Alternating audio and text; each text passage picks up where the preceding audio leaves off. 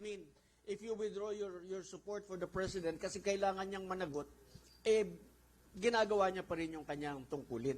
Ano? So, I think it's about time for all of us to make a stand against this. Against, hindi pwedeng lahat ginagamit ng gobyerno ang kanilang buong resources to protect the criminals among us. Alright. So, follow-up question ko lang po, para for clarification lang, di ba? Kasi lagi namin naririnig that you've sworn to actually protect the Constitution and also the people. And also in the context of the Articles of War, ano po ang limitations nun? Because some people understood that as, trying also protecting the commander-in-chief. Are there limitations to that? At which we say, pag nag-cross ng line na to, this is where I make a decision as a soldier. Yung Articles of War kasi tinignan ko Article 96 and 97. No? Article 96 is unbecoming of an officer and a gentleman. I don't think he was naging unbecoming, yung unbecoming ka for declaring your belief, your personal belief, which is guaranteed by the Constitution. I do not believe that they can dismiss him from the service on the ground of Article 96 or kahit 97 because wala naman siyang sinabing inimical to the interest. Hindi niya nga siniraan ng armed forces, hindi rin niya. Ang sinabi niya, I remain loyal to the Republic, I remain loyal to the armed forces of the Philippines. So walang Article 96, walang Article 97. I don't know kung saang bulsa ng Panginoon nila kukunin yung ididemanda nila kay Colonel Mungao para siya ay parusahan or i-discipline. No?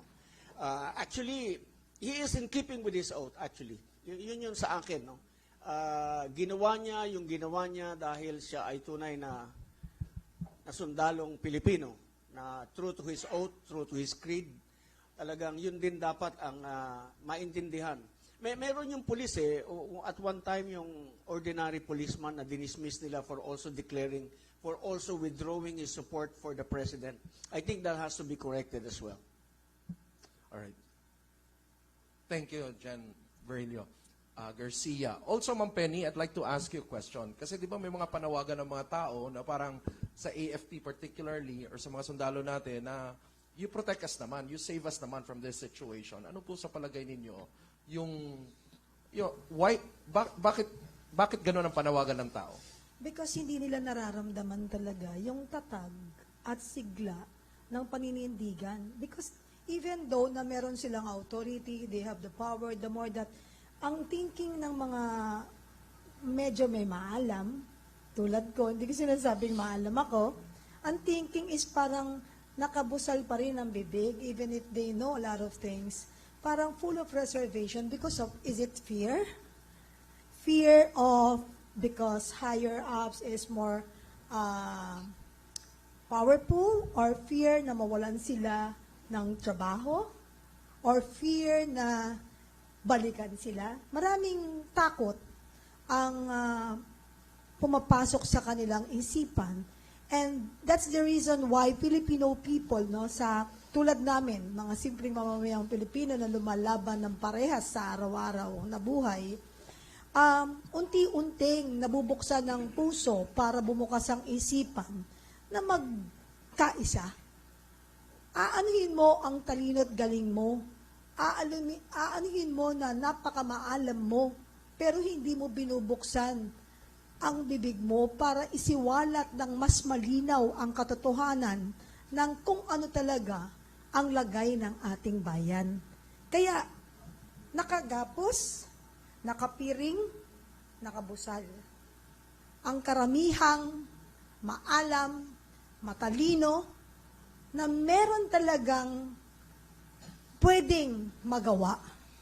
Pero sabi nga nila, ang pananahimik ay hindi dahilan ng ayaw ng gulo. Bagkos, ang pananahimik ay pwede nating tawaging nakikiisa sa mga pangyayaring hindi maganda para sa bayan. Kaya, hindi porke tahimik ka, hindi ka trouble. Because dito pa lang sa nangyayari sa bayan natin, sa bansa natin, for me, it's a big, big trouble. Bagsak na ang ekonomiya, wala nang halaga ang pera, maraming naghihirap, patuloy ang pagbaha. So ano yung sasabihin mo na maalam ka? Is it still effective? Is it still convincing? For me, no. Bakit? Mas maganda you walk the talk. Hindi yung salita ka ng salita, pero wala namang gawa. Yung iba naman, hindi nagsasalita, pero may kapasidad silang magsiwalat ng katotohanan para magkaroon ng magandang solusyon na pwede nating magawa sa ating bansa. Kahit nakagapos ang karamihan dahil sa takot, ang kanilang kamay, bibig, mata sa katotohanan. Pero kung mahal mo ang bayan mo, naniniwala ako, Sir Rob, maraming paraan pag gusto. Pwede mo tong, yung ventriloquist nga, na isasalin, yung mga nasa puso niya na gustong sambitin sa isang puppet para magsalita. Pero aanuhin mo, pagiging puppet mo kung wala namang binubugang mga impormasyon na magiging kapaki-pakinabang sa mas nakakarami. Puppet na walang halaga, puppet na walang buhay, pero pwede mong isalin sa isang taong may paninindigan yung mga kaalaman mo para talagang mas maging matibay ang paninindigan ng mga Pilipinong gusto talagang magkaisa at lumaban sa katotohanan para mailigtas natin ang ating bayan lugmok na po sa kahirapan. Sir Rob, yun po. Maraming salamat po, Miss Penny. So marami pa tayong maririnig, di ba, ng mga critics na magsasalita at hindi lang critics probably, no? Yung hinaing mismo ng mga tao nasasabihin nila in this situation. Particularly, kasi sinabi nga nung survey na nasa 56% na yung anti-admin ng karamihan ng mga tao natin. Ibig sabihin, hindi na siya nga 50-50. Tapos yung pro-admin, nasa 13%. So, Professor Malo, gusto ko lang itanong, ano pa in this context, yung marami magsasalita, nagpo-protesta, what can we expect pa sa situation na to ngayong dumadami lalo yung mga anti-admin? Alam mo, Rob, yung datang yan, only registers the fact na, una, galit pa rin ang tao. Yung may mga nagsasabi kasing, wala na yan, na-actionan na ang official line ng administrasyon. Siya na nga nanguna sa anti-corruption eh. Bakit naman niya ililihis pa? Yung 56% ng opposition, ang sense ko mas lalong magiging solid the moment may isa talagang leader na nagsabi na tama na, sobra na, no? Pangatlo, ang numerong yan, hindi totoo yung sinabi ng isang analyst na wala nang puwersa ang Duterte, na mahina ang Duterte, na nagunaw na yung baluarte ng support. Kasi kung titingnan mo yung Mindanao, consistent. Ang Mindanao has made any Duterte in national politics buoyant. So pag sinama mo pa si Cebu, mas lalong dumodoble yung lakas, no? Pag sa Luzon, nagulat nga ako dun sa NCR kasi ang behavior ng NCR, usually ayaw niyan sa Mindanao. Pero pag breakdown mo by area, yung NCR, medyo nagkwakwa na rin. Kasi bakit? Sino ba ang nakaka-experiensya ng baha na matinding nakikita sa media? NCR yan. Yung baha sa Mindanao, hindi natin alam, nababalitaan natin. Pero pag uulan, makikita mo yung behavior ng mga botante sa NCR. Ay naku, babaha na naman, uwi na tayo. I mean, literal. At siguro yung part ng pagiging literal, yung napundar, nawawala, pero wala ang gobyernong tinutulungan sa kanila. Ang presidente nag-announce pa na pwede kayong umutang sa SSS, ganyan. Yun naman talagang right ng miyembro. Yun nga lang, maliit na bagay. Kasi kung yung lahat na pundar mo nawala sa baha, talagang babangon ka uli. So, going back to your question, that number is increasing. And my sense is, it can be a number that can catapult anyone to something very near in 2028. And it can also be a number to not to defend, but to be really active in the sense of the issue on impeachment. Ang impeachment is, yan numbers game. Alam naman po natin lahat yan. Kung may suporta ka ng mga politiko, makakaangat yan sa Senado. Kung may suporta ka sa Senado, magkakaroon ng hearing at yung conviction na andon. But at the same time, impeachment is not a judicial exercise. It is an exercise before the public opinion. So talagang ang mga tao nakikinig kasi yun yung pinaka-accountability measure mo na ngayon eh. Kasi ayaw mo magsabi ng katotohanan, ayaw mong aminin na ikaw ang pumirma, ayaw mong aminin na ikaw ang nag-release. O anong gagawin natin? O edi, tingnan natin naman kung sakaling ma-impeach at ang nababalitaan, yung dalawang leader natin patungo doon, tingnan natin yung accountability issue. Kasi yun na yung pinakamatinding husga ng politika. At the same time, since linalaro sa public opinion ng tao, ang tao rin ang huhusga. Pag nakita ng mga politiko na, sinusuportahan nila ang impeachment, sinusuportahan nila yung articles of impeachment, malaking bagay ho yun. Kaya, crucial, may nagsabi nga na exciting daw itong Pebrero. Sa tingin ko ho, yung excitement, tayo'y nasa 13th day pa lang ng Enero. Nagsimula tayo ng Enero na talagang year of the fiery horse. Talagang ang lundag ng kabayo ay gano'n na tayong lahat talagang tinitingnan ano ba ang gagawin. Kasi may nangako na may makukulong. 'Di ba? Ginamit pa yung pananalita ng dating Pangulo na bilang na ang inyong Christmas. Ito ang sinabi, hindi makukulong kayo, hindi na masaya ang inyong Christmas. I mean, it's a reiteration of what the previous president said in order to capture that.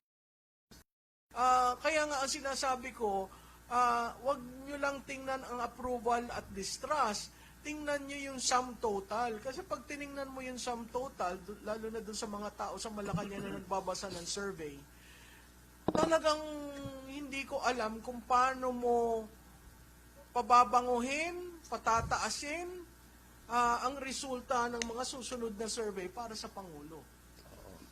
So, i-connect ko lang po yung mga figures na lumabas doon sa survey natin. Kasi sinasabi din nila, 'di ba, na parang tumaas daw yung rate, tumaas daw yung tiwala ng tao bumaba yung tiwala ng tao sa Pangulo kasi inilabas niya yung corruption, right? Pero actually it doesn't make sense, right? Kasi kung titingnan mo rin based on the survey, ang mga tao sinasabi nila na dapat ang pinakamalaking issue, most important issue that the president should be focusing on is, yes, the current state of corruption and relationship to public trust. And public trust, based on the survey, is saying na mababa yung trust. In fact, bumabagsak. In other words, hindi kontento yung mga tao sa talagang nangyayari. At ito pa, I think it's very significant as well. Ang sinasabi ng survey na si PBBM daw, ang presidente natin, is involved. 48% of the respondents are saying involved siya. Alright? 48%. Tapos, Martin Romualdez, involved or benefited at 78%. Of course, Saldico, alam na natin yan. And then Sandro Marcos also came out. No? Part dun sa apat na mga involved doon na pinaniniwalaan ng mga tao. Ano masasabi niyo doon? So, alam mo, yun nga yung sinasabi, di ba, ang dami natin nakikitang link analysis na yung mastermind hindi pinapakita, usually may question mark. Pero alam na ho ng taong bayan kung sino yung mastermind. Hinihintay lamang nung taong bayan, yung leader magsabi, alam mo, nagkamali ako, pinirmahan ko yung budget. Alam mo, nagkamali ako, discretionary ko yan. Alam mo, nagkamali ako for later release, inaprubahan ko. At kung titignan niyo yung sinabi ni Congressman Toby Chanco, naalala niyo yung sinabi na, ilang bang bahay ang gusto mo? Ilang bang kabyar ang gusto mo bang kainin? Ilang pansasakyan? It was the President asking those questions to the Speaker. Ngayon, ibabalik ko naman doon sa, nag-release ka ng 12 kontratista. Yun ay part ng diversion. Kasi kinontrol nila yung development ng narrative na yon. Dito lang tayo sa 12 kontratista. Hello, bakit yung 12 kontratista? Ha? At pag tiningnan mo ulit, dito lang tayo sa Bulacan. Kaya hindi ko maintindihan bakit Bulacan ang ginawa niyong example. Bakit probinsya ko, Oriental Mindoro, ginawa niyong example? Abay, walang kaso. Di ba? Walang kaso yung mga politiko doon. Ang mga district engineers lang ang naipit. Ang tanong ko, ba't hindi sinama ang Ilocos Norte? Kaya tinatanong ko yan sa BFF ko. Kayo na sabi na hindi, siya ang nagdala ng anti-corruption, siya ang nakipaglaban, siya lamang ang presidente. Hindi ba dapat kung ikaw ang presidente, unang mong titingnan sa distrito mo? Sino ang hindi nila sinasabi, most of the ghost projects are in Ilocos Norte. Done by a mayor he supported in 2025. Kalaban sa pinsan niyang si Michael Kion. Tapos pag kinumpare nyo, nag-donate rin pala yun. Oo, ganun din yung sitwasyon ni Senator Escudero. So kung may nag-donate at lahat naman ho ng kontratista, nagdo-donate yan sa mga kandidato. Yun ho yung realidad ng politika natin. Right. So kung ikaw ipipick mo lang ito at ito excuse, hindi ba may pinapaboran ka? So kung titingnan nyo ho yung mahiya naman kayo campaign, nung ginawa yung mahiya naman kayo campaign, it was to deflect, ialis ang ilaw sa presidente at ituon sa iba. Kaya nga yung mga politiko nagbubulong-bulungan hanggang saan ba tayo, baka umabot sa atin, no? Kaya ako, doon na lang ho sa probinsya namin, hindi ho ba yung napunta kay Arnan Panaligan ay isang parking na hindi niya alam, pero ginawa ng district engineer? O bakit ho? Saan ho natin nakuha yung impormasyon na yon? Si Congressman Toby Chanco, nagsabi, parking Sagasa.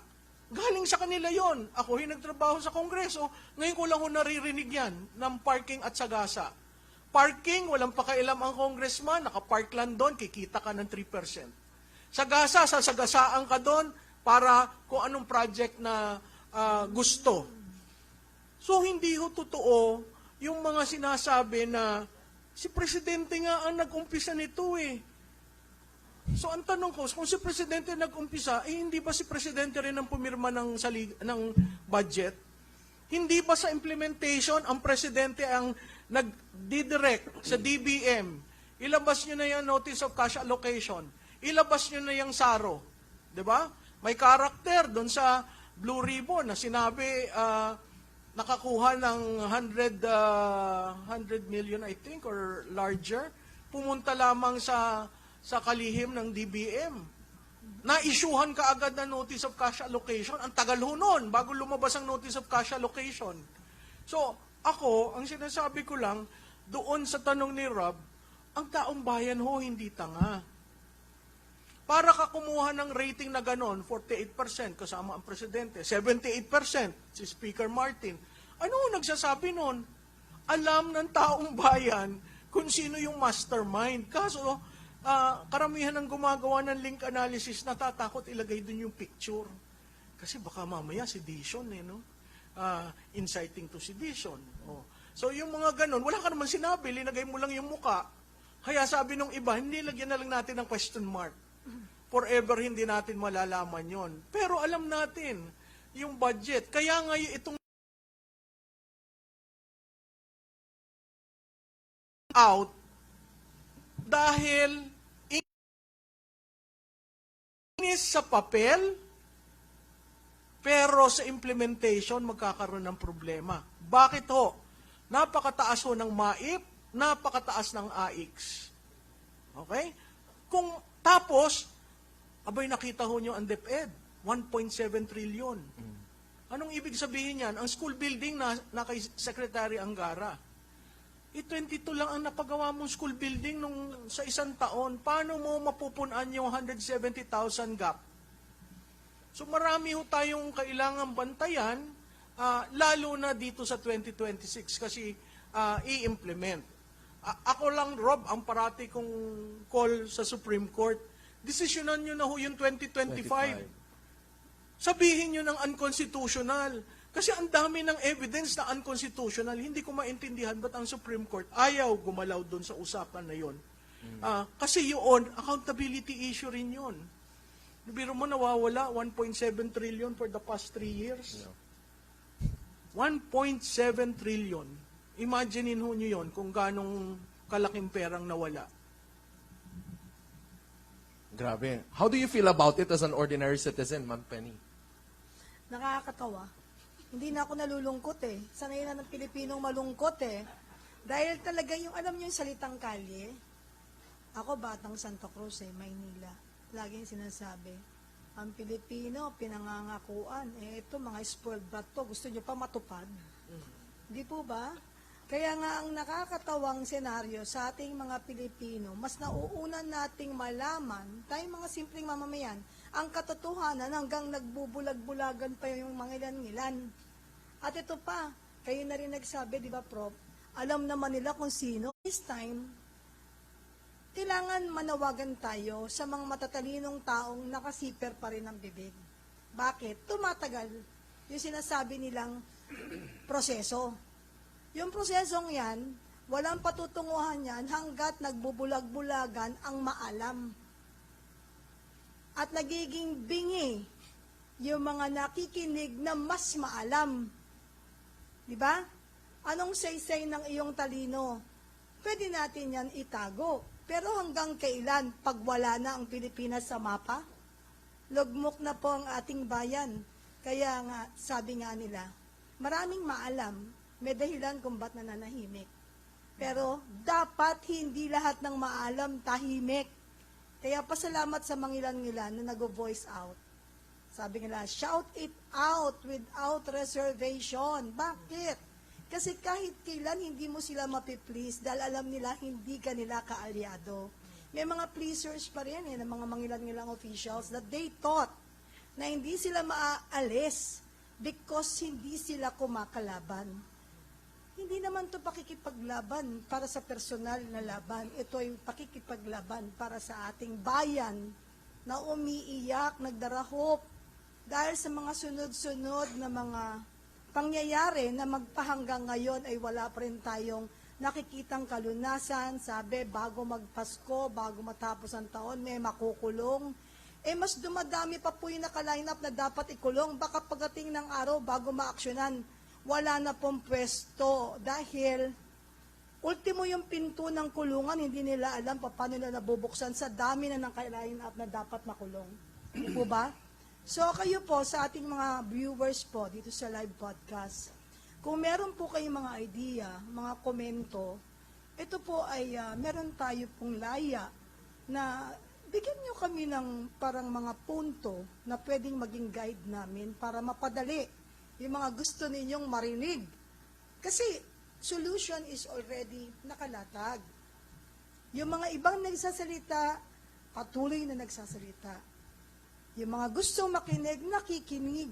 Pero ang tanong, ito ba ay magkakaroon ng freedom para magkaroon ng gawing batayan sa mga nangyayari na kahit natatakot yung iba na maging witness or mabigyan ng pagkakataong makapagsalita pero takot nga rin sila dahil baka mamaya hindi pa natatapos yung sinasabi nila, eh nakaposas na sila.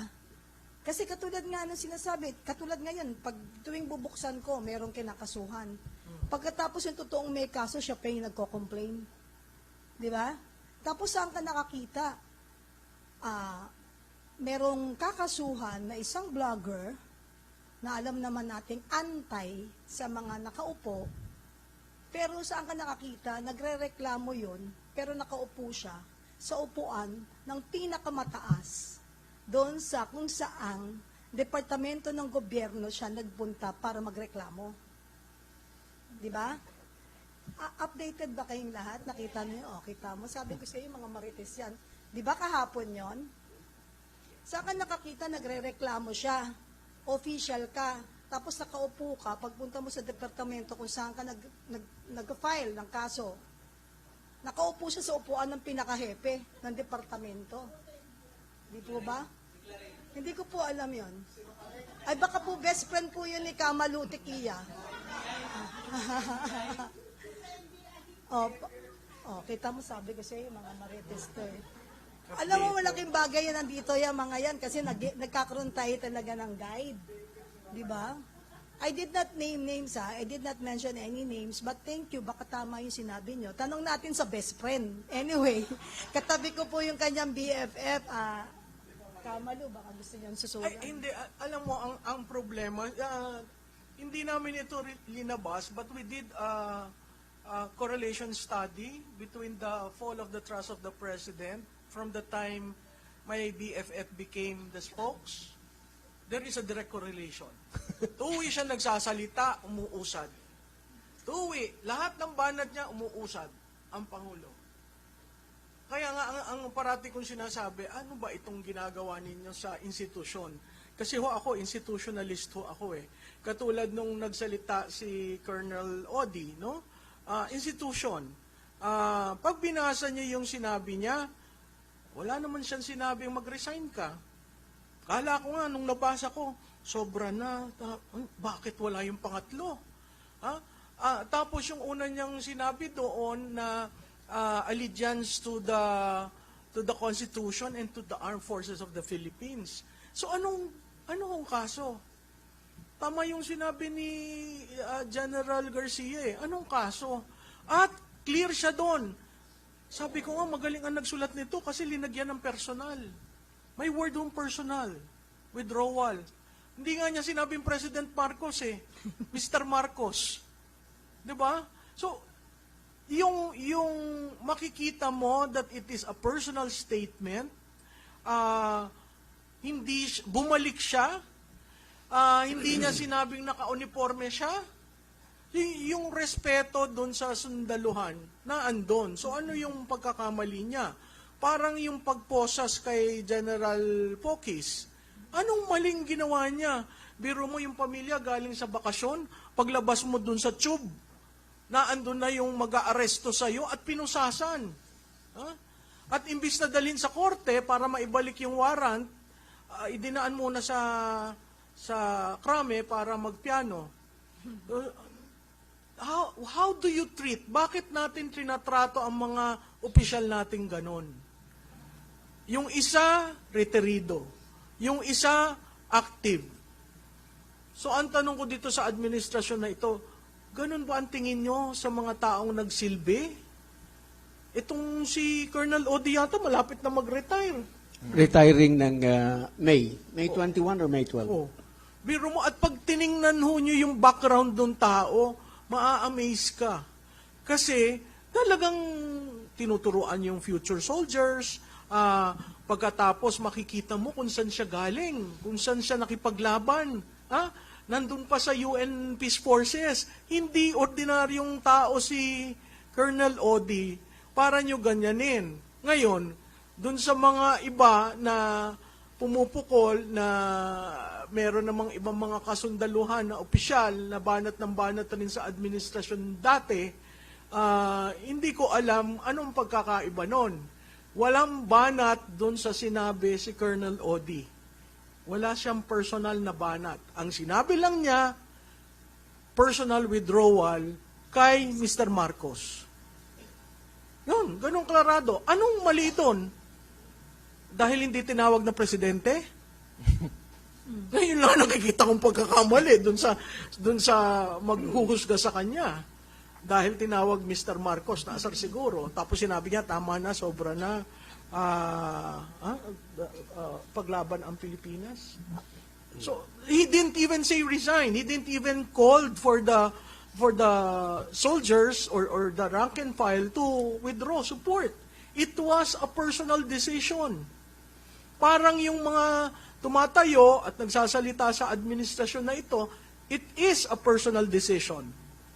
So bawat tao ho, bawat Pilipino, dapat there comes a point in our life na kailangan natin magsalita. Noon bata pa ako, nandun ako sa EDSA 1. Nung EDSA 2, kay ERAP, wala ako doon. Nasa ibang bansa ako, nag-aaral ako. Tapos sinabihan ako ng boss ko, bumalik ka na kasi may mangyayaring pagpapalit ng gobyerno. Sabi ko, ayoko, hindi naman ako bumoto dyan. So, ito, hindi ko siya binoto, kilala ko sila mag-asawa, pero yung pag tinitingnan mo, ano ang legacy nitong administrasyon na to? On the third year, sasabihin ko, isang legacy, budol. Huh? Binudol tayo sa unity, binudol tayo sa continuity, binudol tayo sa infra fund, no? Walang build better more, budol ng budol.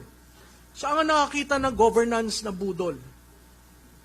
Ay, sa public administration ho, hindi ho yan napapag-usapan. Sa public administration, pinag-uusapan accountability, transparency. No?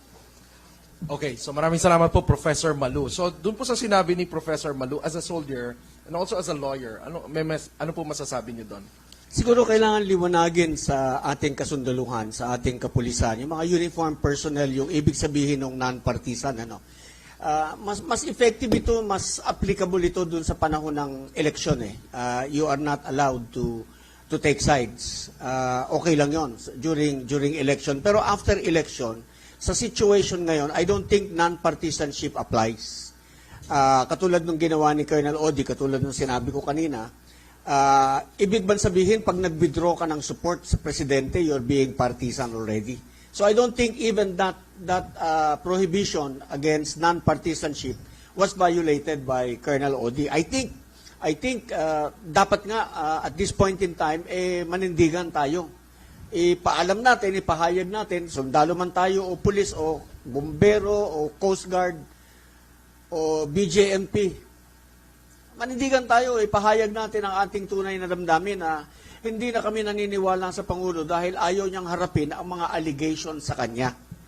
Yung mga nagke-question mark dun sa mastermind, hindi yung question mark sa akin. Pinangalanan ko na nga siya. Sabi ko, harapin mo yung mga allegations sa iyo. Ikaw ba drug addict o hindi? Para mawala yan. Magpa-hair follicle test ka tapos ang issue. Di ba?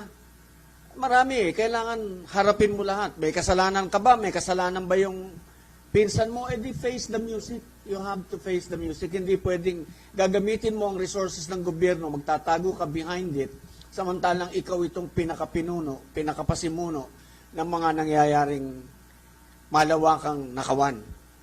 See, so let me say it again. Hindi partisanship yung withdrawal of support. That is constitutionally guaranteed. You can very well do so. Salamat po. Mabait daw po kasi ang yung Pangulo natin. Ano? Mabait daw po kasi yung Pangulo natin. Sobrang mabait. And I hope that is not cowardice. What I don't understand actually is, sinasabi, di ba, 56% is admin. Kanina, tuhugin ko lang, sabi ni Ma'am Penny, ang nangyayari ngayon, marami ang nananahimik dahil takot. Pero marami din sa mga nagsasalita ang pinapatahimik. Hindi lang dahil takot, tinatakot sila. Di ba? I remember yung campaign nga na mahiya naman kayo, ang nangyari noon, yung mga contractors pa lang yung tinitira, sobrang excited ng gobyerno natin, yung admin natin. Kaya lang later on, lumabas yung mga testimonies, papalapit na doon sa palasyo. Sa politiko, ang nangyari, pinapatay siya. At yung mga nagsasalita, mukhang may pattern na tinatakot talaga siya. And if you come to think of it, importante ito because the institution is being used right now because in a way, parang they really move fast against some critics. Gaya na nangyari kay Colonel Mangaut and also kay Congressman Leviste. Any one of you would like to comment on that? Alam mo, Rob, yung kay Congressman Leviste, siguro ang komentaryo ko doon, bihira tayong makakita ng bata, neophyte, na lumalaban sa sistema. Sinampulan nila si Congressman Barsaga. Ngayon, tinitingnan nila yung legislative franchise ni Congressman Leviste. So, babalik ako doon. Yung tax, Marcos. yung estate tax ba nabayaran na? Kasi kailangan maging patas. Babanatan mo si Congressman Leviste, siguraduhin mo wala kang butas. Siguraduhin mo nag-due diligence ka at walang utang ang pamilya sa bansa. Biro mo kung ang nawala sa atin 1.5 trillion at yun ay ilang dolyares na nasa million ba o billion? Ang laki. Billion. At this 200. time, na ang pangako ng dating Pangulo, Presidente Marcos Sr., 99% ibibigay sa Pilipino, at 1%, 90% sa Pilipino at 10% sa pamilya niya. Hindi yun nagagawa. Hindi rin nagagawa ang pagbayad, 'di ba? So ako, simula nung may hatol na yan, may hatol ng Supreme Court, final and executory, hindi ko maintindihan bakit pag sa kalaban, ganun na lang silang kadiin, pag sa kanila, pikit mata at okay lang yan. Kaya nga kailangang matuto na tayo sa paghalal ng ating pinuno. Yun nga yung sinasabi ko, sa supply side, maiiba ngayon ang naratibo ng taong hinahalal. Mas gusto nyo ba si Barsaga, si Leviste, mga batang lumalaban, hindi natatakot tumindig at magtanong? Vis-a-vis dun sa demand side, ano ba yung demand ng taong bayan? Anong kasing leader ang ating dapat mahalal? So, itong mga nangyayaring ito, talaga may epekto sa 2028. Yun nga lang, si Congressman Leviste, talagang naglalabas ng mga dokumento. May resibo. Oo, may resibo at kailangan lang talagang pag-aralan na maigi yung mga yon para matunto natin sino ba talaga ang kumita at sino ang hindi. Imaginin mo 314 legislators sa House of Representatives. Ang tanong ko, sino dun malinis? Sa Senado, 24. Sino dun malinis? So kung gagawin natin barometro sa paghalal, sabi ko nga dun sa isang training, nag-launch ako na tinatawag na revised campaign architecture. At hinamo ko sila, lahat kayo corrupt. 10 yung audience ko nang galing sa local government. Lahat sila nakasumangot. Lahat ho kayo corrupt. Sino ho hindi corrupt? Taas ang kamay. Yung iba gustong tumaas. Sabi ko, naku sir, wag kang tataas. Anong ibig sabihin yan? In a landscape where lahat ng politiko ay tinatawag na corrupt, paano ka mananalo? By saying hindi ako corrupt? Ay hindi ho kayo iboboto. Pero by showing accountability, i.e. Leviste showing all those documents, i.e. hindi ko tinanggap yung aking Christmas bonus, i.e. ako ang nagbigay sarili kong pera. Diba? Ngayon, yung character assassination sa kanya is because of his the solar franchise. And he can readily answer that. So bakit mo linalagyan ng kulay na ganon? What if lagyan natin ng kulay yung ibang mga politiko na nagkaka-interest na 10% in every company that is performing, I have a share. Maraming nangyayari na hindi natin alam. Kaya yun ang parati kong panawagan, patas lamang. Kasi sa patas, lalabas at lalabas ang tunay na kulay. Jan Garcia, naniniwala po ba kayo na may harassment na nangyayari dun sa mga nagsasalita? Ay oo, maliwanag na maliwanag, damang-dama namin. Talagang pinaparamdam sa amin at sinasabi ko na kayo na mga nandyan sa panig ng mga naka-uniforming personnel, huwag kayong pumayag na magamit kayo para pagkitil ng lumalaban dahil kayo ang nagbabiolate ng non-partisanship. Kasi kayo yung lumalabas na partisan, hindi yung mga lumalaban. Kaya dapat po, isipin nyo naman yung kinabukasan ng inyong mga anak. Yun ang inilalaban namin. Kinabukasan ng mga anak ninyo, anak namin. Ng mga apo natin. Pagkatapos, kayo dahil takot lang kayo, dahil yung iba dyan, kapit tuko sa pwesto, katulad ng sinabi ko, dapat yung mental state ng Pangulo is a grave national security concern. Dapat yan, pa-examine natin Yung duty ng gabinete ng Pangulo yan to have him examined. Sulatan nila yung Senate President at saka yung Speaker of the House at sabihin na dapat ipa-examine natin ang Pangulo para malaman natin ang tunay na kalagayan ng kanyang pag-iisip. may allegation na siya ay prolonged user ng cocaine. And when you do that for a long time, yung epekto kasi ng cocaine sa brain, nakakashrink ng utak yan, nakakatuyo. And when it shrinks, hindi na pareha sa pag-iisip niyan. Nag-hallucinate pa yan eh. So, and in times of emergency, yung crunch time na tinatawag natin, yung hindi umaasahang mamuno sa atin yan. So, dapat trabaho ninyo yan. Kayo sa Sandatahang Lakas, kayo sa National Defense, sa DILG, lahat kayo. I think it's incumbent upon you to do your duty under the Constitution. Have him examined. Para masettle natin itong issue once and for all. Confronting the President himself. Yan yung problema pati yung chain of command Paano kung yun nandun sa chain yung problema? Paano po proteksyonan mo yung government? You're loyal to the government. You're loyal to the government and not to the person. Paano kung yung person ang problema natin? Like right now, we are confronted with a situation where the allegations of widespread, big-time plunder is on the President himself. Bakit ayaw ninyong, why don't you ask him to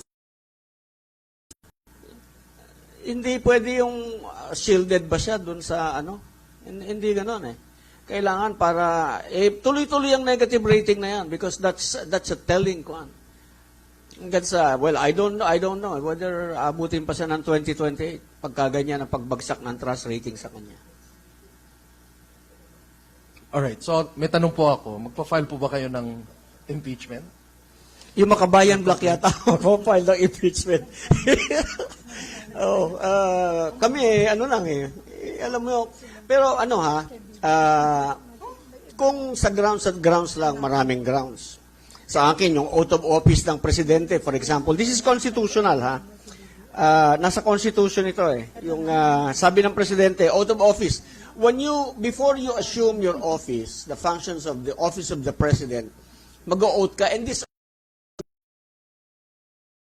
sabi niya, I do solemnly swear that I will faithfully and conscientiously fulfill my duties as President of the Philippines, preserve and defend the Constitution, execute its laws, do justice to every man, and consecrate myself to the service of the nation.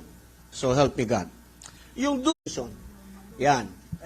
Kami, we will be concentrating on the defense, dun sa kung matutuloy yung sa Pebrero dahil mas maraming kasalanan nito kaysa dun sa isa. Yung isa make-believe yung confidential intelligence fund. Hindi ubrang pag-aray. Gusto lamang nilang isiwalat natin kung sino talaga si Grace Piatos, kung sino si Doritos, at kung sino si Cheetos dun sa ating mga report para makilala kung sino-sino yung mga nagtatrabaho para sa gobyerno, para malaman kung paano ang ino-operate yung ating confidential fund para ma-identify nila kung sino-sino yung mga nagtatrabaho para sa ating kaligtasan, sa ating matiwasay na pamumuhay.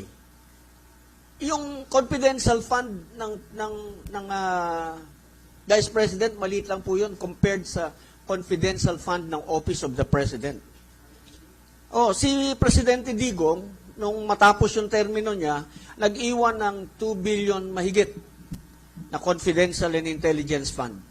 Makabayan, baka gusto nyong i-check. Saan napunta yun? No, really. I mean, nawala yun Yun yung alam ko kasi, di ba? So, tingnan natin. Gusto ninyong inspekin yung confidential intelligence fund ng Vice President. Di yun munang sa'yo, tignan din natin. Tsaka ito pa. Yung pagpondo mo ng confidential intelligence fund sa Office of the Secretary of Education, that too is unconstitutional. That too is culpable violation of the Constitution. Yan, Makabayan. Balita namin, magpa-file kayo, di filean nyo na. Baka pa. Masaya ba yun? Okay, so, may dadaglag lang ako dyan. Kasi balikan ko ulit doon sa desisyon ng tao, based on the survey. Sinasabi ng mga tao, karamihan, involved ang presidente, nag-benefit ang presidente. In other words, parang alam ng mga tao kung sino ang mastermind, sino ang nag-approve. Tama?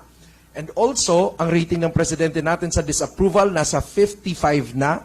Yung distrust, nasa 62. And mostly, ang anti-admin ngayon is nasa 56%. Ang question ko is this going to affect yung magiging decision ng mga House members dun sa impeachment? Kasi ang alam ko, may impeachment iyahain kay BBM, may impeachment din iyahain sa Vice President. Is that going to affect? Because if it's not going to affect, and if our representatives are supposed to be the representatives of their constituents, parang may disparity ang mangyayari doon. Dito natin malalaman kung yung mga congressman natin ay tunay na kinatawan ng ating mga mamamayan. Pag nagkaroon sila ng consultation at isusundin nila ang taong bayan, ang hatol ng taong bayan, at yun ang magiging boto nila sa ating kongreso, well and good. Pero hindi boto nila. Kasi kung boto lang nila yan, then they're not being the true representative of the people. So there's the challenge. Bago bumoto yung congressman nyo, dapat alam ninyo, yan ba kinonsulta kayo? Because dapat ang boto nila, boto ng tao. Kasi sinasabi nila na yung boto ng mga congressman na sa impeachment ay boto ng taong bayan. Kung tunay na boto ng taong bayan yan, dapat kinonsulta mo muna ang iyong constituents. Ano po ba sasabi niyo doon, Ma'am Malu? May impact yun, no? May impact yun dahil pumupunta na tayo dun sa institutional inquiry into accountability. Again, depende kung ano yung mga charges na ilalatag. Again, depende kung silang dalawa. Matindi yung silang dalawa. Sa tingin ko, yung Committee on Justice mahihilo kung paano gagawin yung role nila kasi sinabi ng Korte Suprema, oy, mag-hearing kayo ha, hindi na pwede yung fast break sa Senado. So magkakaroon ng hearing sa Committee on Justice, imaginein mo kung yung dalawang presidente at vice-presidente. On the other hand, kung gusto talaga natin ng accountability at kung gusto natin that we seek changes within constitutional ground, that's the only way we can seek accountability. Yun nga lang, tinitingnan ko saan budget kukuha para bayaran ng mga congressman. Meron daw, merong. Oo. Pero nasigita. Kaya yung 2026 budget, medyo tingnan nyo. Hindi, kasi yung unprogram, wala yung revenue pa So sa tingin ko, manggagaling sa AIX, sa MAIP, Yes. or sa Depende. confidential fund. Yun tingnan ninyo yan 400 billion. Or sa school buildings. Depende. Pero ang problema niyan, yung previous kasi hindi pa nababayaran Correct. So, naalala niyo yun, nung sinabi na, oy, ilabas nyo na yan. Yung sabi nung dalawang congressman, ilabas nyo na yan kasi na-commit na yan. Kailangan ng bayaran, di ba? Yes. So kung pareho, yung parehong member ng 19th at 20th, at ikaw ay hindi ka nabayaran o hindi ka nabigyan ng allocation, these things can work against the leader. Dahil, nangako ka sa amin, ngayon gusto mo na naman kaming pumirma dyan, hindi mo naman itinuloy, di ba? So, napakahirap, nasa quicksand ang administrasyon na ito pagdating sa impeachment sa Pangulo. At dahil yun nga ang climate, na ang taong bayan wala ng tiwala, sino ang most rational animal sa mundo? Di ba politiko? Alam nila ang dapat gawin para manalo. So asahan mo dito sa impeachment, very tricky ito. Hindi porke nasa administration ka, susuporta ka. Hindi porke sinabi ng oligarch behind a political party, susuporta ka. Kasi titingnan nila ng oligarch, uy, naipit ako dito. Uy, hindi ako makagalaw. Lahat ng pangako mong proyekto, hindi na ilalabas. So, all these things, ang sense ko, ang Pangulo nasa catch-22 position. Ang Vice Presidente, kung rehash, nung katulad ng dati, nako, kayang-kaya ng legal team niya. Kasi pinaghandaan na nila noong pa. No? Yan lang paulit-ulit na si Piatos, si ganyan. Hindi nila naiintindihan yung joint memorandum on the use Confidential. Confidential and Intelligence Fund. Kaya nga sabi ko, paltan nyo yun. Di ba? Hanggat hindi yun napapaltan, yun ang governing law. At kung gusto yung tingnan kung bakit si Vice Presidente ganon, abay, ditingnan nyo rin ang Confidential and Intelligence Fund ng Presidente. Buksan na lahat. Di ba? Yun yung sinasabi ko, patas tayo. O, pag nagbukasan, ako yung Remulla Brothers. Ang dami nun. Di ba? Hawak nila 2 ahensya. O, ngayon, 3 na pala dahil may ombudsman pa. So, these things have a way of, if you play your cards right, pwedeng pabor sa administration. But, if the institutions and the systems cannot already afford another shock, then that can go against him. So, ang talagang critical doon, pag final, may nag-endorse ba? At pag nag-endorse, i-refer ba sa Committee on Justice? Pag sinorkat yung proseso, naku, lalo magagalit ang taong bayan. Di ba? So, talagang delikado. Samantalang yung Vice Presidente, wala naman yata ako nakikitang bagong charge na sinabi at ang gusto nila, iuulit. Yung isa, 3 taon. Yung isa, si Vice Presidente, 1 taon. Wala naman siyang flood control projects.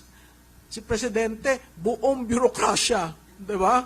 So, again, kung titingnan natin at siguro kung titingnan mo yung tiwala at approval nilang dalawa, talagang pag pumasok tayo sa impeachment, mas larong ma-erode yun sa Pangulo. Yung 3 years consecutive unconstitutional budget, that in itself is also a culpable violation of the Constitution. So mas maraming grounds laban kay Presidente, yung tunay na talagang kitang-kita. Hindi katulad nung ginawa-gawa lang, pinilit lamang para merong maging kaso. 11 million per day daw dahil sa inubos yung 100 something. Gusto nilang maunawaan kasi paano ginagasta yung Confidential Intelligence Fund para maka-identify sila ng mga safe houses, etc. ng ating gobyerno. Hindi naman ubre yung ganon. No? So, meron ako isang bagay na gustong tawagin ng pansin. Bantayan ninyo, yung restitution, yung pagbabalik ng mga ninakaw, ng mga engineers, ng mga contractor. Yung restitution before he is tried is violative of his rights, no? To be presumed innocent. Hindi dapat ginagawa yun. Tingin ko doon kasi, kunyari restitution, pero bayad yun to be freed. Baka bayad yun, nung mga nag-return, ito yung share mo po, ito sa'yo na. So, bantayan ninyo kung saan napunta yung isinauli na pera nung, 2 lang yata yun si Hernandez at saka si Alcantara. No? So, yan, gagawing state witness yan. So, tignan lang natin saan napunta yung isinauli, saan nakatago, paano nila tinago yung pera na yon, saan nila nilagay. Because, hindi dapat nagiging condition ng restitution. Restitution after. It comes a matter of course. Freeze mo yung assets para hindi mawala, hindi maubos. Hanapin mo yung bahay kung saan nakatago yung mga pera. Kasi wala na yata sa bangko yung mga perang yan na nasa bahay-bahay. Hindi natitrace yun, siyempre, kung saan tinago. Pero mahahanap mo yun yung nung araw merong pyramiding nakita yung bahay sa Ayala Alabang. Lahat ng kwarto ng bahay, floor to ceiling yung mga pera Yeah. So doon lang tinatago yung pera. Alright. Maraming salamat po, General Garcia. Miss Penny, balik tayo doon sa impeachment na scenario. What if ikaw yon? Siyempre, you're a constituent of a particular district, di ba? So, what if, anong mararamdaman mo kung yung congressman mo hindi sang-ayon doon sa opinion na dapat i-representar niya pagdating doon sa decision niya sa impeachment? Ano mararamdaman mo about it? Nakakalungkot. At ano sasabihin mo sa congressman sabi ko nga pala, mo? bawal na pala tayong malungkot dahil lagi tayong malungkot. Sasabihin natin sa congressman natin, ihanda mo sarili mo dahil ang table umiikot.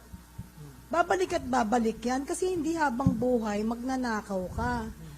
Mag-succeed ka, pero talagang lahat yan mailalantad. Malalaman, walang lihim na hindi nalalaman. Lalo na kapag hindi lahat nabalatuan. Tama ba yun?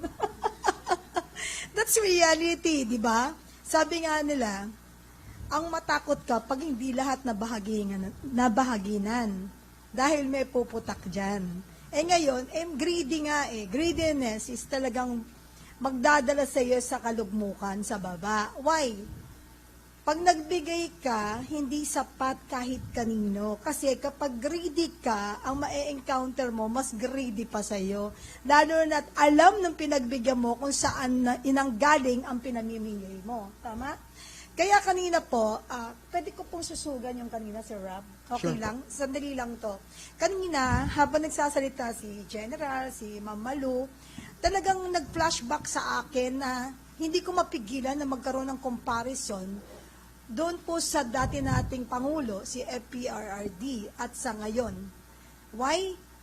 Dito, kapag ka may mga rally, may mga pagtitipon, dahil panawagan para po sa freedom, na gustong maramdaman ng taong bayan, hindi pa nga nag-uumpisa ang barikada, grabe.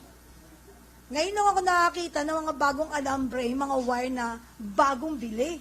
Dati may kalawang Kasi yun at yun ang ginagamit. Dahil naghahanda talaga sila sa mas madugo, na yun talaga ang gagawin. Wag lang makapasok kahit isang langaw. And aside from that, may dalawa pang mga prefab or container na magkapatong hanggang second floor. Magugulat ka na lang, hindi pa sapat, meron doong nakatayo, nakaganon. Di ba? Ang nakapandulo mo at nakatutuwa, alam po ninyo dati, pag may rally, ito po nangyari, ipa-flashback lang natin kung bakit hindi ko mapigilan na hindi maikumpara. Dati, nung dati po sa ating pong past na administrasyon, kapag may rally, makikita mo dyan, may mga Pilipino, may palugaw pa sa nagrarally. May kitchen. Para hindi magutom mga nagrarally, lalo nilang maisiwalat at maramdaman ang freedom na magsalita. At dapat kapag namumuno para po sa atin, ito po ay gabay para mamuno tayo ng tama at yung path na atin pong sususugan o susundan yung kasama sa panawagan ng taong bayan.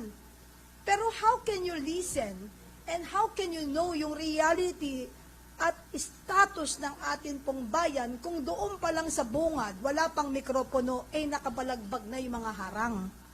Pero alam niyo po dati, flashback ko lang ulit hindi ko natapos kanina. Dati, pag may rally o meron na nagbibigay, may nagpapakain, tubig, parang nagbabayanihan. At ang nakatutuwa dyan, lalabas ang dating Pangulo. Pakikinggan, ano ba yon? Ano ba yon? At doon ko nasaksihan, yung mga, walang harang, lumabas siya, maya-maya, pinakain niya pa. At pinakain pa niya lahat ng nagrarally. Kumain na ba kayo? Di ba yun ang tanong? And yung willingness niya to listen and to know what is yung problem. Kaya, upon hearing yung mga inilatag ng mga nagrarally, nagkaroon kaagad ng pagpapatawag sa iba't ibang mga kabineteng involved dun sa mga reklamo at panawagan ng taong bayan.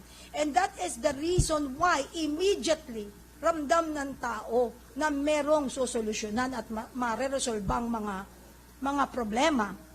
Kung bubusalan mo ang bibig ng taong bayan, pipiringan mo ang mata, at hindi mo, ibablock yan Sino nagbablock niyan? Paano mo malalaman? Paano mo mareresolba kung hindi mo pakikinggan? So, ito ang nakapanlulo mong sitwasyon ng Pilipinas. Pagka ang namumuno ay sarado ang tenga, wag mong expectin na mabubuksan mo ang puso niyan para maramdaman mo at nakita kung talaga siya ay may malasakit sa taong bayan at sa ating bayan. Yun lang po, Sir Rob.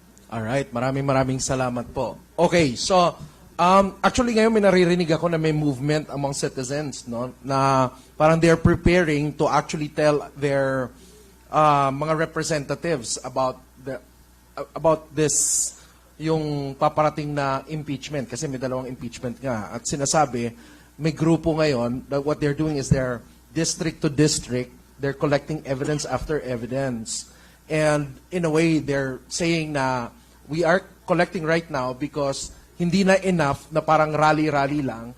And they're telling their, kilala namin kayo, alam namin na kayo yung bumoto dati sa dating impeachment, and if you're gonna do that right now, we actually have an evidence. We visited the sites, we took some photos and all of that, and it's about time that we take accountability to the next level beyond the rally, but really actual filing of the congressmen nila. So already there are some districts na ginagawa daw yon. All right? So which is, I think, it's something that's magandang move, no?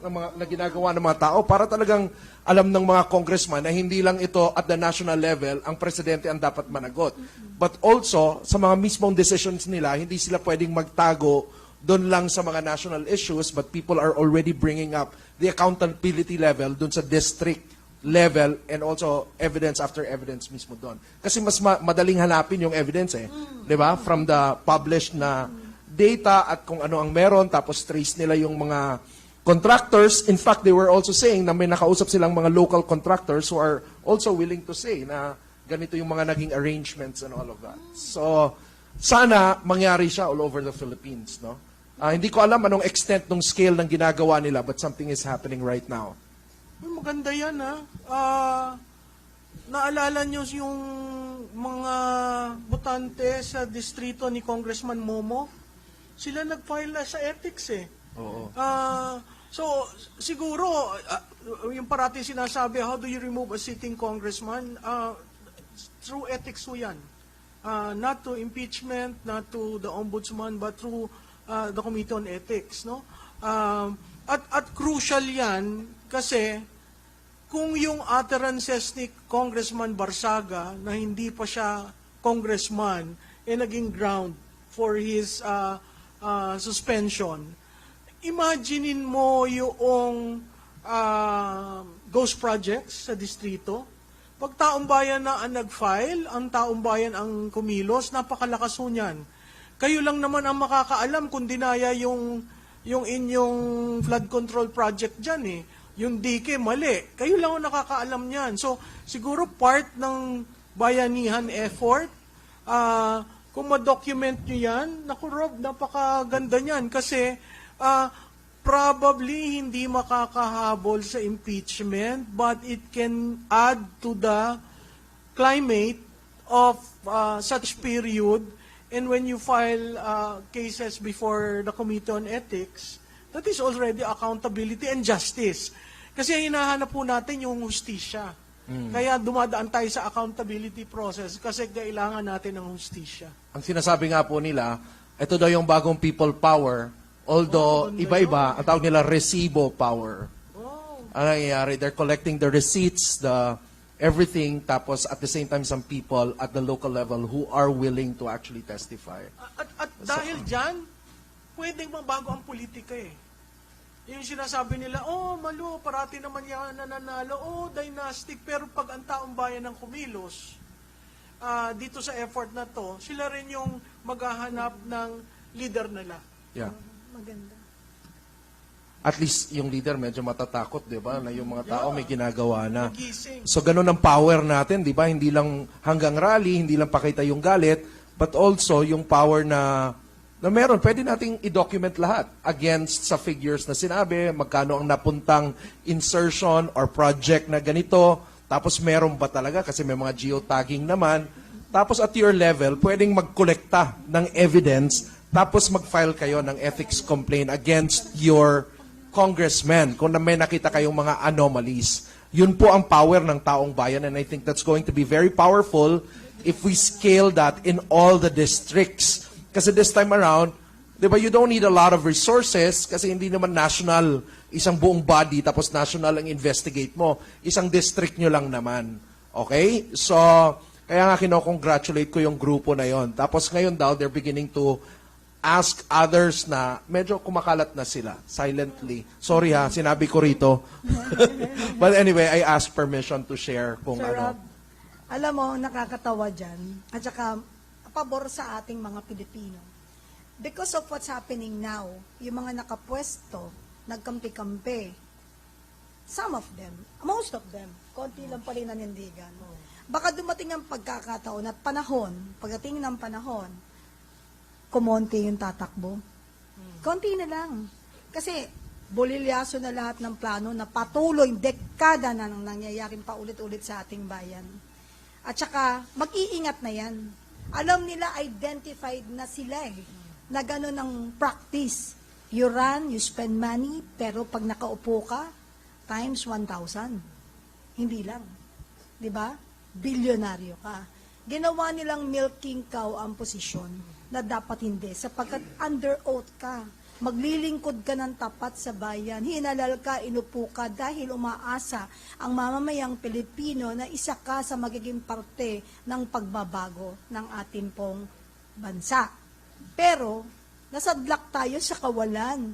Kasi nga, ulitin ko yung sinabi ko, salitang kalye, nangakuan ka na, gusto mo pang matupad, spoiled brat ka. Di ba? So, hindi tayo spoiled brat. Tayo ay sanay magdildil ng asin pero may nakatagong pork chop sa ilalim. Ibig sabihin, hindi po uto-uto ang Pilipino. Kaya ngayon, kailangan mag-isip tayong mabuti. Napasimulan natin to And it's an eye-opener to all Filipinos na sandali, nagkakalokohan na tayo. Ayan na naman, ang ganda na naman ng pangako. Ayan na naman, nililihis na naman ang usapan. Iba na naman ang kwento. Tuwing merong sinususugan ng taong bayan at malapit nang lumabas ang katotohanan, may mangyayari na naman, may isa na naman pag-uusapan. Laging di ba? Laging merong pasabog, may nangyari dito, may ganon. Nakakalimutan na natin ang ating pinagmamalaking Mayon volcano na pumutok. Dapat yun ang dapat na inaano natin. Uy, yung Mayon volcano pumutok. Dapat yun na sa news. Pero magtaka ka, may ibang issue na naman, nag-file ng kaso si ganito, nagreklamo dahil may pagbabanta. Sa atin, hindi pagbabanta, nangyayari na sa ating bayan. Nangyayari na sa ating bayan, yung parang gusto nila tayong busalan at hawakan sa leeg na kung anong gusto nila, yun ang masusunod. And the fact that nakita naman po ninyo sa kataas-taasang hukuman or the Supreme Court, meron doon isang babaeng may timbangan, nakapiring. Tanggalin natin ang piring, baka tinahina nila yung mata para wala nang makita. Kasi, pati yun, di ba, yung term na ginagamit nila is bending the law. Tingnan ninyo yung timbangan, baka nakabend na rin. Pero sa mga taong maalam at gustong matutunan ang tama, siyempre, ang dapat, kailangan, boses, paninindigan nating lahat para hindi magpatuloy ang kasamaan, ang pag-alipin sa ating lahat. Kasi, hindi tayo dapat magtiis at tapusin yung kanilang panahon para patuloy nila tayong isahan, babuyin ang ating bayan, at maghari ang kasamaan. Sapagkat pag nagpabaya tayo, sino ang kaawa-awa? Tulad ng sinabi ni General, isipin ninyo yung ating mga anak, magiging apo, mga kabataan na kailangan merong magandang patutunguhan ng kanilang future or yung buhay. Pero pag tayo nagpabaya, anong future ang may bibigay natin sa ating mga kabataan? So this time siguro, yung mga pangyayari to is part of life ng Pilipino dahil binuksan na nila ang pinto para magising ang Pilipino at ipagpatuloy natin, tuloy-tuloy lang dahil lumaban na tayo Kung tayo'y matatakot, it's always the fears that will kill us all. Kasi kahit anong gawin ninyo, negative tayo sa kanila. Why? Kasi hindi natin pinapayagan ang kasamaan. Hindi natin pinapayagan ang mga pagnanakaw ng paulit-ulit dahil alam natin hindi to tama. So, pag maraming nanindigan, tuloy-tuloy ang pagbabago, may kinabukasan po ang Pilipinas. Kaya nga, hindi tayo nananawagan para magkagulo, Ang pananawagan natin is tanggalin ang mga nanggugulo. Yun lang po. Gamitin natin ang talino. Yes, sir. Pero yung titingnan mo, nandiyan pa rin lahat yung mukha Kulay lang, nag-iba-iba lang ang kulay. Opo. Dahil yung bago, dahil yung nakaraan na administrasyon, nagpalit lang sila ng kulay. Nasa manner ng pagboto natin ang nakaugalian na kasi natin sa pagboto, pagka inofferan tayo ng maliit na amount, tinatanggap na natin. Kaya nga palagi kong sinasabi, ang ugat ng korupsyon nagmumula sa eleksyon. Kaya tayo ganito ngayon kasi binebenta natin yung boto natin. Tandaan ninyo, ang bibili ng boto ninyo, magnanakaw yan. Dahil babawi yan dun sa kanilang mga ginasta. Tsaka kaya sila nang bibili ng boto, dahil gawa na nila negosyo, nag-i-invest sila sa inyo. Ang gusto kong mangyari, dito sa lahat ng pangyayaring ito, yung mga malalaking isda mag-crumble down. Yung mga mayayaman, yung mga pinapagana yung pera nila para hindi abuti ng kamay ng hustisya. Yung mga mayayaman, yung mga malalaking maraming pera. For example, dito sa amin, sa Quezon City, sa District 2, ang pinakamataas na budget allocation dyan, nasa District 2 3.5 billion over 3 years. Pero tignan mo kung merong nangyari, kung merong nagawa doon. Kundi, konting semento lamang ng kalsada ang mga ginawa. Merong tulay na hanging bridge, na dating hanging bridge, pinasemento. Yun lang ang mga accomplishments. Pero 3.5 billion over 3 years ang budget doon. Malaking pamilya yon Mahirap labanan. Walang nananalong kaso doon. Lahat ng kasong final sa pamilyang yon. So that's the kind of justice we also have right now. Ipa-disqualify mo, Comelec pa lang, talo ka na So, yung mga ganon. Tapos, gusto ko lang sabihin, yung mga sundalo natin, na involved dito sa malakihang anomalya na to. Nung unang sabi ko, yung pag-dribble nila, yung pinapatagal nila yung proseso, kasi napansin nyo, may hearing sa Senado, may hearing sa ICI. Hindi naman kailangan yung hearing sa ICI. Dapat yung diretso sa ombudsman, yung ombudsman na mag-imbestiga. Kasi yun talaga ang jurisdiction. Yung ICI, pandribble yan para tumagal so that they can buy the witnesses. Nung araw, sabi ko, naku, tumatagal to, baka 1 million lang. Bibitiw na yung mga witnesses na yan.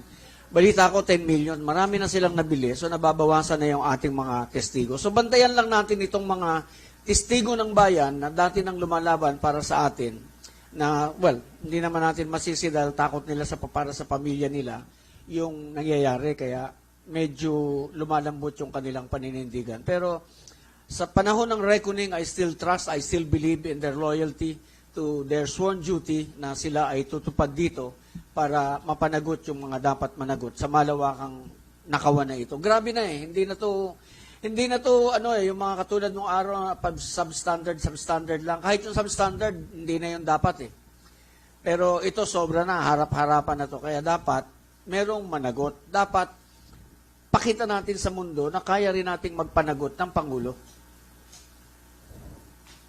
Alright, sige. Before I ask my last 2 questions, singit ko lang tong question na to kay Professor Malu. Maraming salamat po, Jen Garcia. Professor Malu, itong mga nangyayari ngayon, is that gonna affect yung behavior ng voters natin in terms sa pagpili nila ng mga kandidato sa next na election? Siguro yung mga, ang critical dyan is December 2026, which is 18 months before May 2028. Critical siya kasi itong mga issues na ito will shape the kind of election issues that we will have for 2028. It's a presidential election year. So, ang Pilipino kasi very personal bumoto pagdating sa presidente. So, yung barometro mo dyan, kakonti ba yung pro-administration, yung undecided ba, lilipat na sa pro-opposition? Sino ang mukha ng pro-opposition? Kasi yan, nahahati sa iba't ibang kulay, and then, yung issues that are starting today will invariably be issues that will affect anyone who makes an official declaration of the intent to run. Pangatlo, yung mga sumusuporta sa eleksyon, sa mga kandidato, titingin yan, didiinan ba natin ito o pababayaan natin ito at dito tayo pupunta. Pang-apat, yung nature ng kandidato. May kandidato na gustong humingi, may kandidato na ayaw magkaroon ng utang na loob. So kung ikaw ay kandidatong ayaw mo magkaroon ng utang na loob, mababago to a certain degree yung proseso ng pagpapanalo. And then fifth, siguro yung political party. Sa presidential politics, kailangan may political party. Sino yung party na sa tingin ng tao nakatulong sa kanila, naramdaman nila, hindi parte ng problema. Alright. So, ito pong last two questions ko. Magsisimula ako sa una. Yes or no lang. For the two of you, may pag-asa pa ba si BBM to restore legitimacy and regain trust? Halfway through bago mag-end yung term niya. Ako no. I don't even think he will have April. What a statement. Alright. Medyo naano ako. Kayo po, Ma'am Penny. Yes or no lang. May pag-asa pa ba si BBM to restore legitimacy and regain trust? No. No. So wala na akong question None. sa pangalawa. Kasi ang question ko pangalawa sana, ano yung gagawin niya? Pero ano dapat ang gagawin ng tao na lang ngayon sa sitwasyon natin? Mauna na ako ha. Apo. Ang panawagan ko sa taong bayan, sumali ho kayo. Get involved. Hindi man kayo makapunta sa Metro Manila, yung sinabi ni Rob na maganda yon na kumikilos kayo sa district level at inaalam nyo kung totoo yung mga programang ibinabasa sa inyo, kailangan ho kayo. Hindi ho probably ito EDSA 1 o EDSA 2, pero bawat Pilipino kailangan manindigan at tumulong kung gusto natin mabago natin ang ating bansa. Pangalawa, dito sa mga vloggers, ang labanan nyo, mainstream media at vloggers. Ang mainstream media, kinakahon ng issue. Okay? Kayo lamang ang aalis dun sa pagkakahon na yon. Kaya may role kayong dapat gampanan at yung role na yon, nandun kayo sa isang channel ng Quad Media na ang bawat Pilipino ay nanunood. No? Ang dun sa based dun sa We Are Social na annual report, 110% ang Pilipinong may cellphone, smartphone ranks at almost 100%. So ang tao pag naghahanap ng balita, social media. So napakalaki ho ng role ninyo ng mga vloggers, napakalaki ng role ninyo para maitama o mailagay yung counter-narrative kasi ang labanan ho is who controls the narrative. The team that controls the narrative well wins. Wala naman ho tayong pondo. Di ba?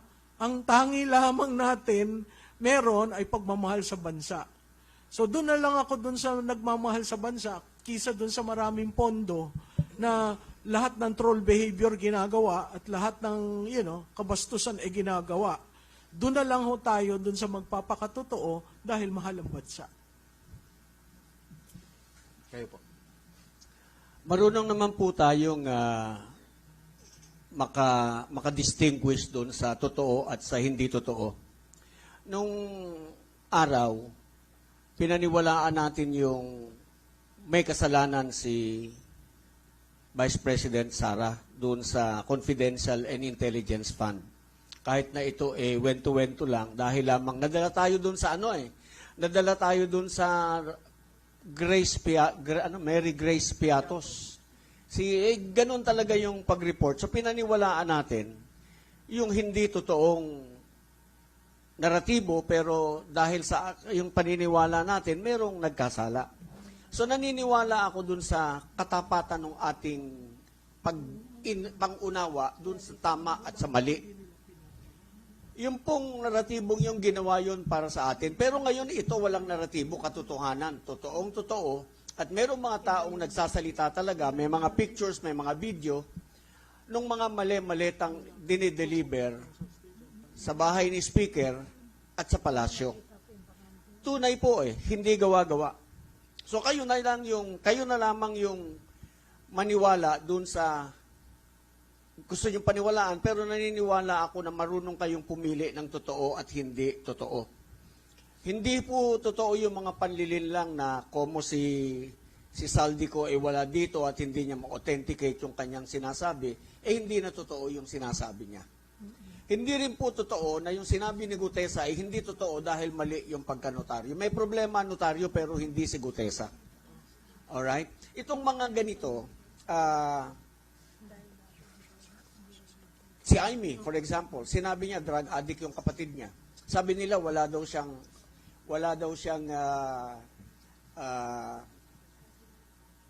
kumbaga hindi siya authorized magsalita ng ganon dahil hindi naman siya eksperto.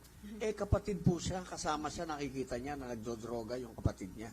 Paano hindi siya pwedeng magsalita about it? So lahat po ito valid. Dinideflect ng mga magagaling magsalita ng mga sinungaling doon sa Malacanang na nanloloko. Ang nanloloko nyo lang naman po yung mga dati nyo nang naloko. Yung mga hindi nyo na kayang lokohin, hindi maniniwala sa inyo dahil alam naman nila ang tama at mali. Doon lang po tayo sa tama para sa ikauunlad ng ating bayan, para sa ating mga anak at ating mga apo, para sa mga darating na mga Pilipino, para bigyan natin sila ng magandang Pilipinas. Hindi yung katulad ng Pilipinas natin ngayon. Pilipinas natin ngayon, mali ang paniniwala, pati ng mga sundalo kasi nadadala sila doon sa non-partisan. At this point in time, wala na pong non-partisan dahil hindi eleksyon.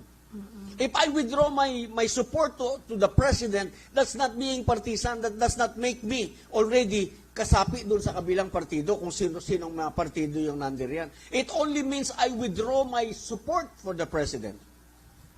So marami dyan, kung mas maganda nga, madinig na natin lahat yan, mga magsasalita na yan. Hindi po yan violation of anything. You're not violating regulation, you're not violating the law, you're not violating anything. You are being true to your oath. Yun po, paniwala na lang po natin yung talagang tunay na totoo na may ebidensya na nakikita natin. Huwag po natin paniwalaan yung mga kasinungalingan na ginagawa nila. Kung kayo po'y maniniwala doon, ay loko-loko pa rin kayo hanggang ngayon. Yes, speaking of yung mga nangyayari, kanina, sir, sabi ninyo, yung mga kulay, ayan na, andyan na naman sila. Kung talagang mahal natin ang ating bayang Pilipinas at bilang isang tunay na Pilipino, hubarin mo lahat ng kulay kung anong meron kang kulay. Dilaw, pula, pink. Kasi kung ikaw ay isang Pilipino na talagang gusto ng isang bayang malinis, masaya, at maging progresibo para sa mga susunod na henerasyon, kahit iba't iba po ang ating kulay, isa lang dapat ang ating panindigan at ipaglaban. Seguridad ng mamamayang Pilipino at seguridad ng ating bansa. Yun lamang po. Alright, so maraming salamat po sa inyo, Ms. Penny, and also to Professor Malutiquia and General Virgilio Garcia. So nakita na po natin sa survey na pagdating sa approval at trust, weak po yung nasa pinakaitaas. And pagdating naman po sa political leaning, nakita natin mas malaki ang anti-admin. And sa corruption attribution, naniniwala ang mga tao na structurally kailangang managot yung nasa taas. Klaro po yan sa survey na ginawa ng Pahayag 2025. But right now, yung accountability ng institution, it appears na may accountability pero accountability for show. Kasi namimili yung institution natin nag-i-enforce ng mabilis dun sa mga yung sinasabing katotohanan ay labas dun sa gusto lang nilang narrative na ipakita sa publiko. So ladies and gentlemen, ang kailangan dito, tayo pong lahat ay makalahok to make sure na kung talagang may accountability, dapat parehong standards, parehong rules, parehong consequences, at walang pipiliin. At dito po tayo papasok. Let's bring back the spirit of the people power. Maybe not everyone will be able to come to Manila for that, but you can do that in your district. Gather evidence, be involved in terms of getting, people in position, in accountability, evidence after evidence, district by district. So, let's work together to save the Philippines. Maraming salamat po sa inyo lahat. Of course, I'd like to take this opportunity to thank all of you for coming and supporting the kapihan sa PDP, and sa lahat po ng panelists. Sir Rob, daghang salamat talaga sa iyo, General, and Ma'am Malutikia. Kasi ang ating first episode ngayong taong 2026 is very important. So siguro naman, no, bagamat sabi nila, pili ang mga kinatawan at nakikita ninyo sa inyong harapan tuwing may kapihan po, it's because kailangan sususugan natin ang lahat ng mga pangyayari at kaganapan dito para maibigay natin ng tama yung mga impormasyon na talagang dapat iparating sa ating mga kababayan. Kasi ang panliligaw ng mga katotohanan is talagang panluloko din sa sambayanan. Kaya nga dito po sa kapihan, hindi tayo nandito para magbulahan, kundi magbigay po ng tamang impormasyon at detalyadong updates po sa inyong lahat. Kasama ng ating mga pinagmamalaking marites, ang mga grupo po ng mga vlogger na may tunay na tapang at malasakit at hindi nababayaran.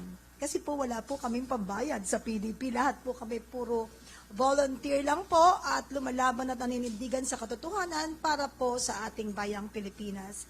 At palakpakan naman po natin ang ating mga kasama, si Sir Rab, and of course, si Sir Rab, sa totoo lang, hindi po siya konektado sa politika. Pero nagamit niya po yung kanyang galing, lalo na po sa mga nangyayari sa ating bansa. Kaya we are so thankful sa kanya dahil na ilalatag natin ng maganda at tama at angkop na angkop po yung mga detalyadong impormasyon na naibibigay po sa inyong lahat ng mga supporters po ng kapihan sa PDP at sa ating live podcast na dapat lamang na pinag-aaralan ang isinisiwalat at inilalatag na impormasyon. Hindi yung babanat lang tayo para pagtakpan ng lahat. Hindi po kami band-aid. Dahil ang sugat, pag binan-aidan, mas hindi gumagaling.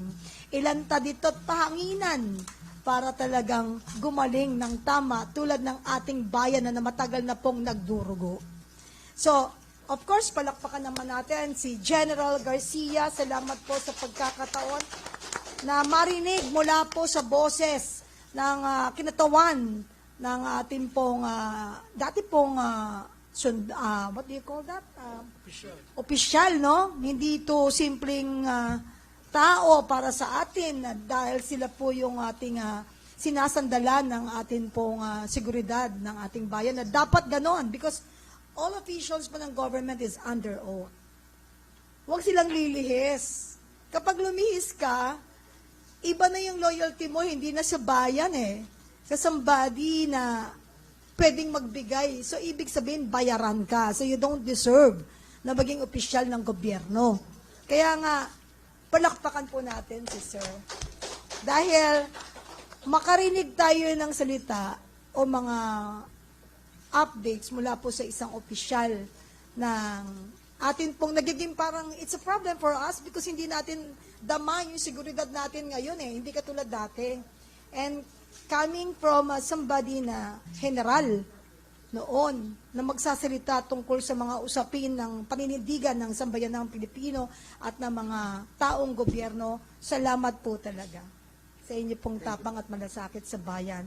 And of course, ito matunog na matunog, no? Salamat. Alam niyo po, meron siyang commitment ngayon. Pero, ewan ko kung paano niya minagic that yung kausap niya, pumayag naman na may uurong yung oras.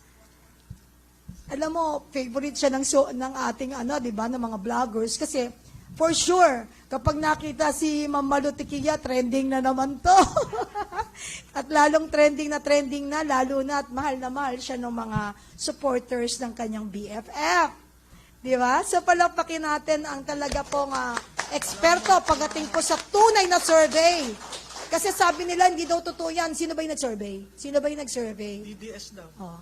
Ano yung survey na yan? Ito, alam naman po ninyo, speaking of Malutikia, when you talk about Malutikia, it's all about the legit survey ng Pilipinas, kaya palakpakan naman natin.